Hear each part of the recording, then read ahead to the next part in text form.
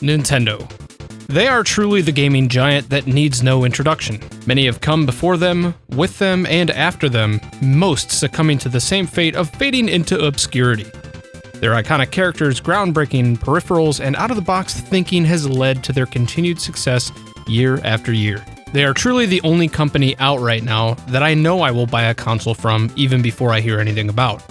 Yes, even the Wii U. It sucks. I had that thing on day one.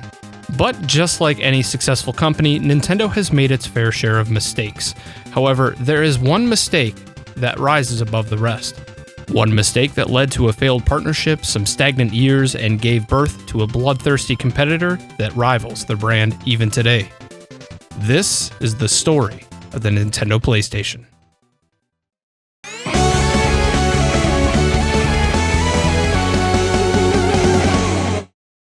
The Super Nintendo is my favorite console of all time, no questions asked. Not only was it the console that I grew up playing with as a kid, but there is just something about the music and the graphics that give it this timeless flair. When I was doing a video about the Chrono series, I briefly touched on some of the disc-based add-ons from Nintendo's early years. It got me thinking more and more about the plethora of failures Nintendo has endured in the past revolving around these CD consoles, and most of all, what the hell were they thinking?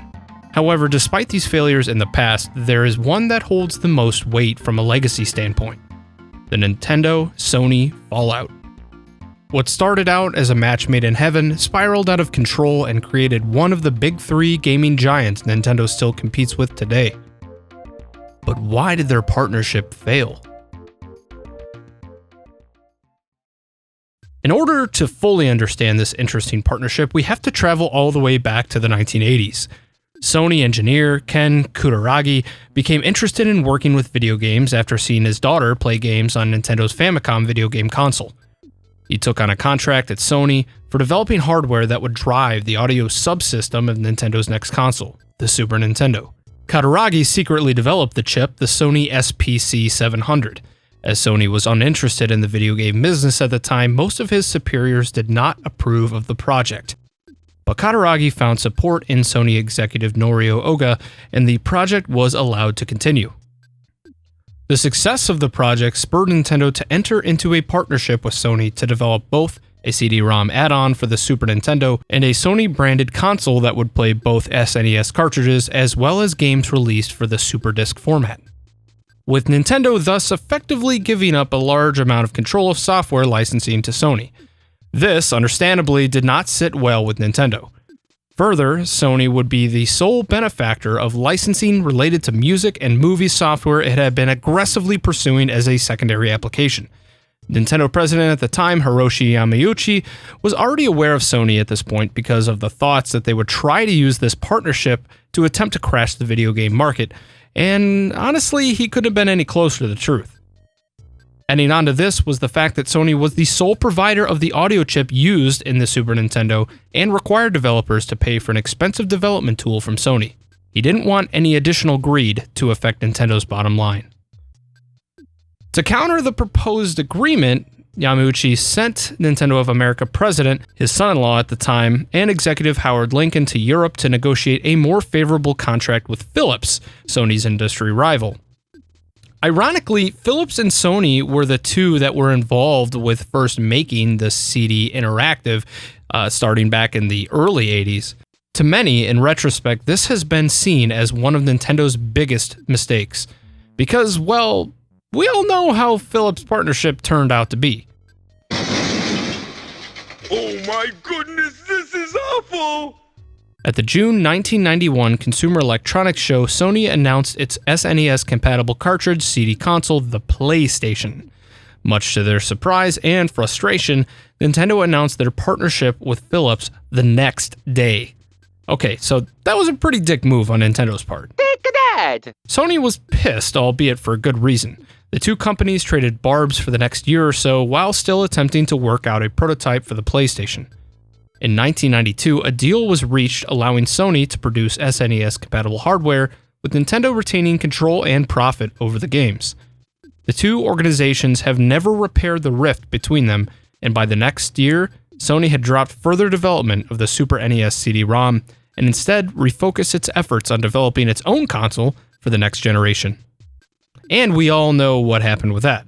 The alleged partnership that Nintendo forged with Philips also ended up falling through, as the latter ended up having its interactive console bomb after only a few Nintendo Character Central games were produced, and they were all pretty much terrible.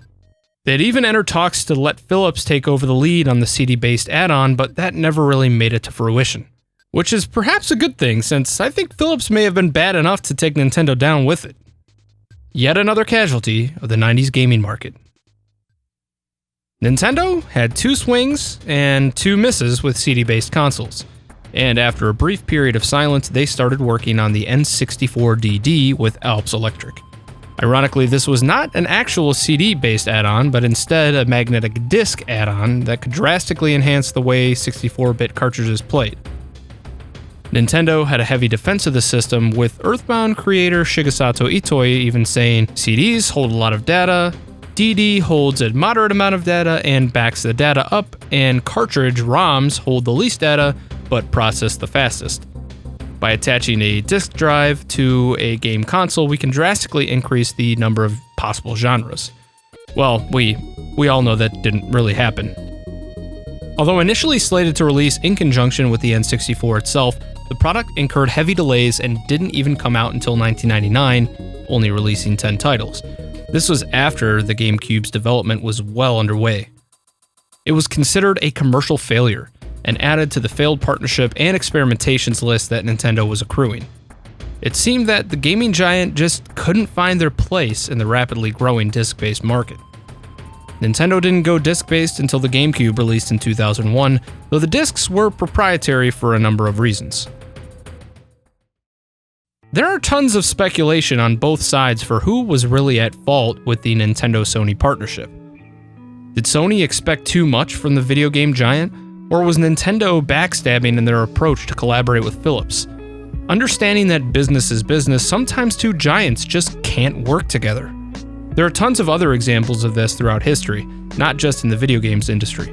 Lego and Shell, Uber, Spotify, eBay, PayPal. Greed can easily overtake either side of a partnership, and even long-standing agreements crumble due to misdeeds on one or both sides. Heck, even Heinz and McDonald's crumbled their partnership after 40 years of being together. And that's over freaking condiments. But what stands out the most to me about this partnership is the way that it rocked the gaming world for decades.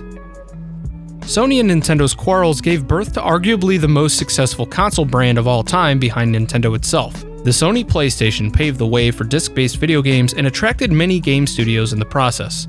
For example, there were initial talks for Final Fantasy VII to come to the N64's disk drive add-on, but the polygon count and compression difficulties would have caused the game to be stretched to almost 30 separate discs. Vice 3 it was eventually released on. Can you imagine how tedious that would be? It's like basically every time you enter a new area, you would have to change a disc out. Many credit the PlayStation for the struggles of the N64 and eventual phasing out of Sega, although many fail to realize that despite this being released during the same year, the Sega Saturn actually outsold the PlayStation at launch, due in part from a home console version of Virtua Fighter. Sega's woes started toward the end of the Saturn's lifespan and the eventual costly mistake that was the fan-favorite Dreamcast. Ken Kataragi's vision to create the PlayStation for a way to have Sony edge its way into the gaming market may not have occurred exactly how he envisioned it, but it happened either way. And it certainly left a crater-sized impact on the gaming industry's future. Who knows what would have happened if Nintendo and Sony's partnership would have stayed afloat? Would the PlayStation have sold well? Would it fail? Would the success or lack thereof force Sony to abandon the thought of entering the gaming market ever again? Would this have enticed Microsoft to enter the gaming market at all? Would Sega still be producing game consoles? Many of these questions may never be answered, but the one thing is for certain, it changed gaming forever. I want to thank you for taking the opportunity to click and watch this video today. If you like what you watch, please consider subscribing, smashing the like button, and clicking the bell for notifications so that my videos can jump to the top of your list. What did you think of the Nintendo-Sony partnership? Please leave it in the comments below. Alright guys, this is going to do it for me today. I'll catch you next time.